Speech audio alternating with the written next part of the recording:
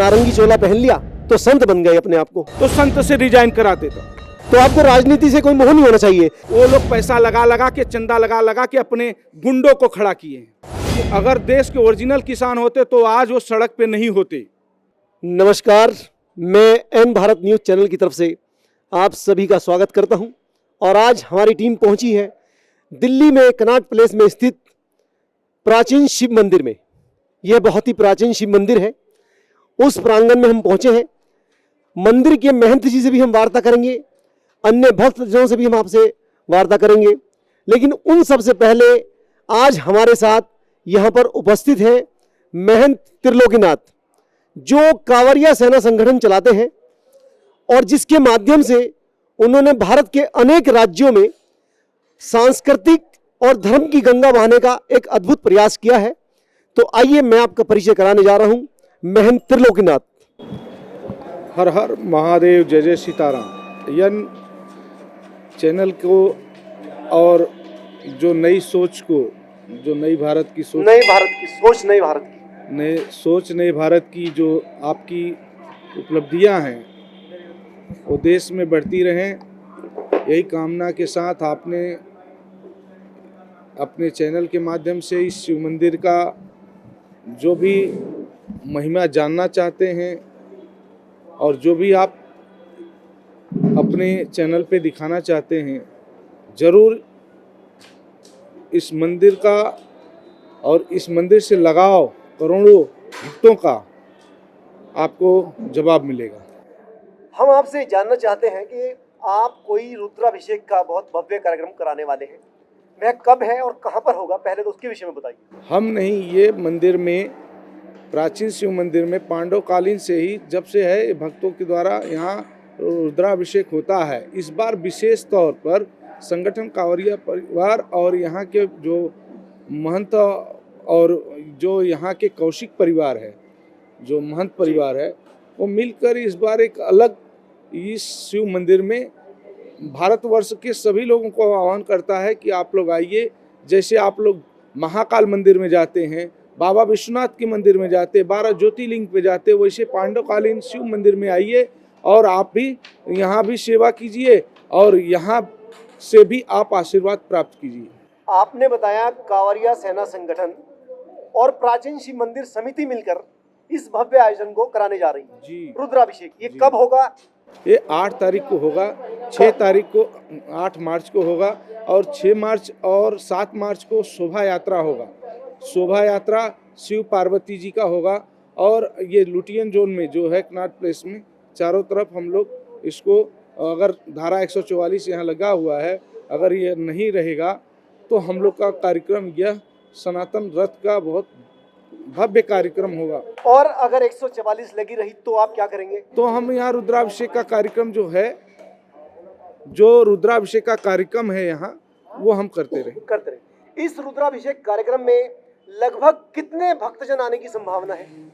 यहाँ पे ये इस मंदिर का तो जो भी इतिहास रहा हो, लेकिन इस बार इस मंदिर पे रिकॉर्ड भक्तों के आने की संख्या है। लगभग 50 से 60 हजार लोग भंडारा प्राप्त करेंगे। 50 से 60 हजार लोग इस मंदिर प्रांगण में भंडारा प्राप्त करेंगे, आपका कहना ये है। इस रुद्राभिषेक कार्यक्रम को कराने के पीछे आपका उद्देश्य, इंटेंशन क्या है? मेरा उद्देश्य, इंटेंशन ये है कि भारत देश का यह राजधानी है और हर दिल्ली में बसती है और देश में बसती है। इसीलिए यहाँ पे अगर सुख संपत्ति, तो भारतवर्ष में जो आज नाना प्रकार के बाधाएं चल रहे हैं उसको दूर करेंगे और आपसी जो मोटाव चल रहा है, जो सनातन से दूर हो रहा, विमुख हो रहा है, उसको पास में लाने के लिए। और यह जरूरी था कि दिल्ली में कनॉट प्लेस में प्राचीन शिव मंदिर में, जो कि यह त्रेता युग से शिव मंदिर चला आ रहा है और त्रेता युग की महिमा के संगठन के साथ यह कार्यक्रम अगर होने जा रहा है तो यह एक अलौकिक चीज़ है, ऐतिहासिक चीज़ है। और यहाँ की जनता ही नहीं, देश की जनता के लिए और देश में सनातन में जो सरकार है उसको बल मिले, ताकत मिले, उसकी सोच बढ़े, इसलिए ये सनातन को उठाने के लिए और हम सब में भक्तिमय और जन जन में भक्तिमय लाने के लिए यह कार्यक्रम शिव पार्वती का रुद्राभिषेक द्वारा प्रसन्न करने का कार्यक्रम का आयोजन किया जा रहा है। आपने बताया भारत की सुख शांति के लिए आप यह आयोजन कराने जा रहे हैं, लेकिन हम ये भी जानना चाहेंगे कांवरिया सेना संगठन के विषय में, ये किस प्रकार की संस्था है, कैसे कार्य कर रही है और इसने आज तक सबसे बड़े आयोजन किस प्रकार के किए हैं?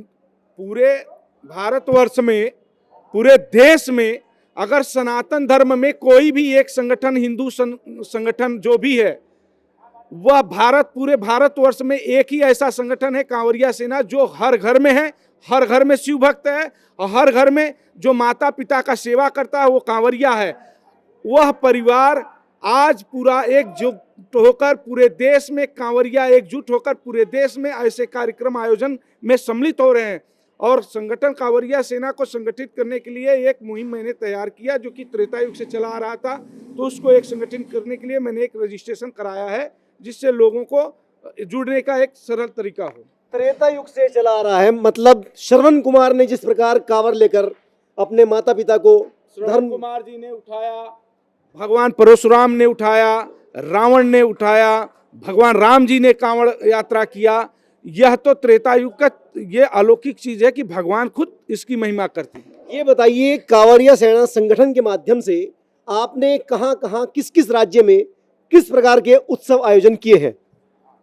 हमने पहले उत्तर भारत में तो यूपी, बिहार, उत्तराखंड, दिल्ली, हरियाणा, ये तो कांवरिया हर घर में जागरूक रहे। लेकिन जैसे महाराष्ट्र, अहमदाबाद, गुजरात, बेंगलोर, मध्य प्रदेश को जागरूक करने में हमने काफ़ी 10 साल से 12 साल से तपस्या कर रहे थे। और आज के डेट में अहमदाबाद में हमने अब पिछले साल का आंकड़ा लेता हूँ, जहाँ की हमारे देश के गृह मंत्री जी हैं, उनका लोकसभा क्षेत्र है, 8000 कांवरिया वहाँ पे अहमदाबाद में जल चढ़ाए।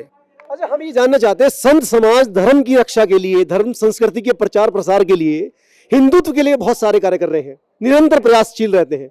लेकिन सामाजिक स्तर पर देखा जाए, अगर जातिगत बात ना की जाए, हिंदुत्व की बात ना की जाए, तो संत समाज का क्या योगदान है, किस प्रकार के आयोजन किए जा रहे हैं जो सभी जातियों के लिए यूजफुल हो?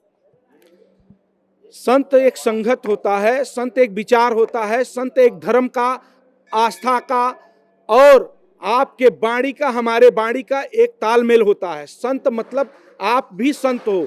संत मतलब हम एक जो चोला पहन के बैठे या कोई और जाके चोला पहन के बैठ जाए, वो संत नहीं होता। संत का मतलब एक समाज होता है, समाज का मतलब एक परिवार होता है, परिवार का मतलब एक आदमी जो की अपने सनातन धरोहर को प्रचारित करे, प्रसारित करे, जागरूक करे, उसके लिए तैयार किया जाता है और तपस्या किया जाता है। उस तपस्या और तैयार के लिए मैंने त्याग के लिए, देश के लिए, समाज के लिए, आपके लिए, जन जन के लिए, नौजवानों के लिए, किसानों के लिए, सब के लिए हमने त्याग करके एक मुहिम लेके चलते हैं। और ये संत समाज आपको जगाने के लिए प्रतिदिन संकल्पित रहता है और रहता रहेगा।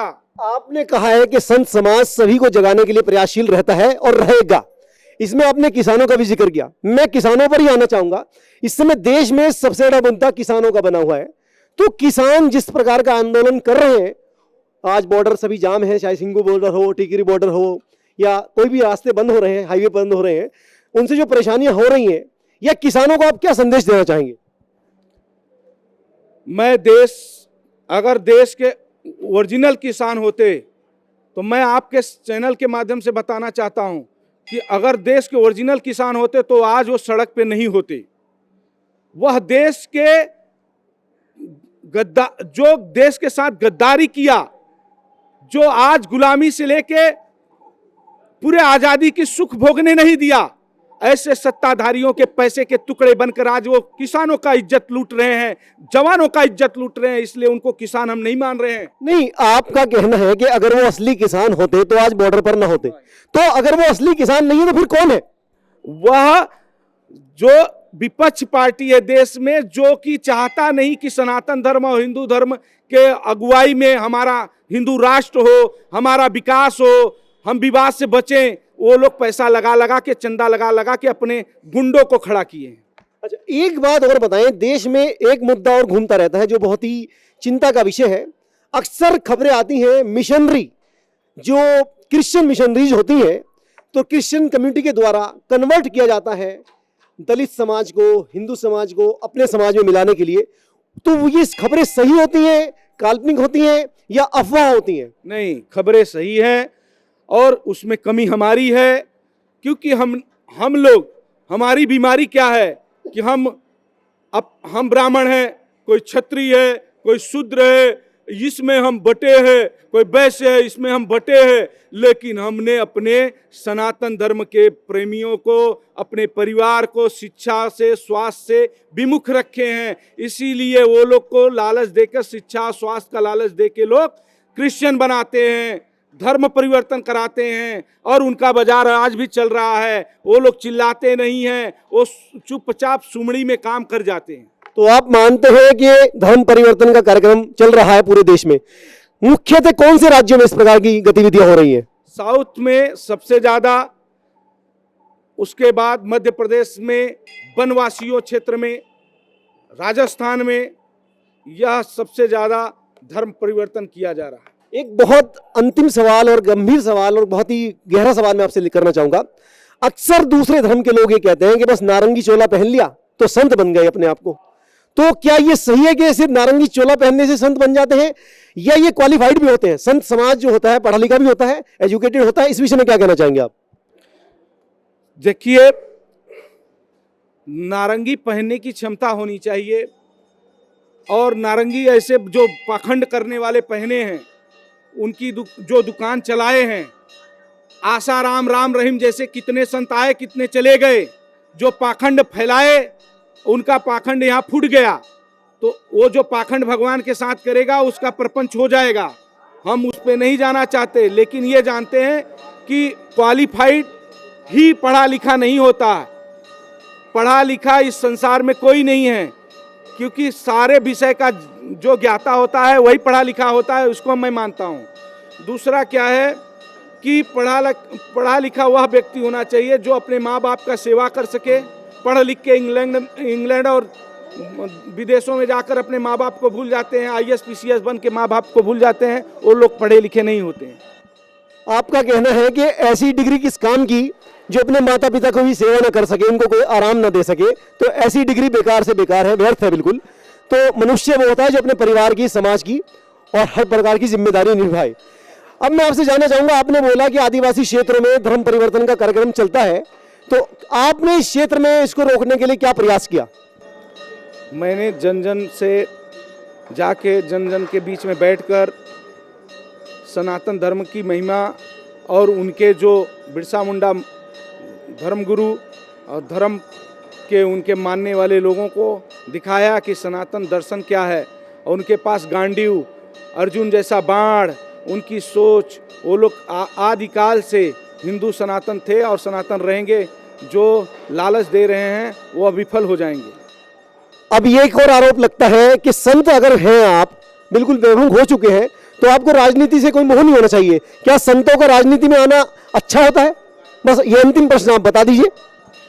उदाहरण के तौर पे आप उत्तर प्रदेश देख लीजिए, उदाहरण के तौर पे आप उत्तर प्रदेश देख लीजिए। अगर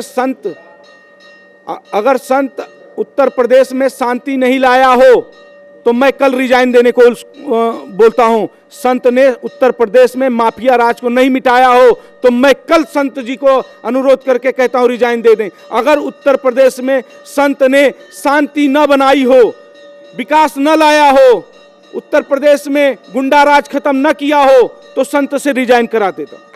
महंत त्रिलोकीनाथ ने बहुत अच्छी बात कही है कि किस प्रकार एक संत ने पूरे उत्तर प्रदेश को कंट्रोल किया है, क्राइम कंट्रोल किया है, वहां से जितनी भी समस्याएं थी उनका निराकरण किया है।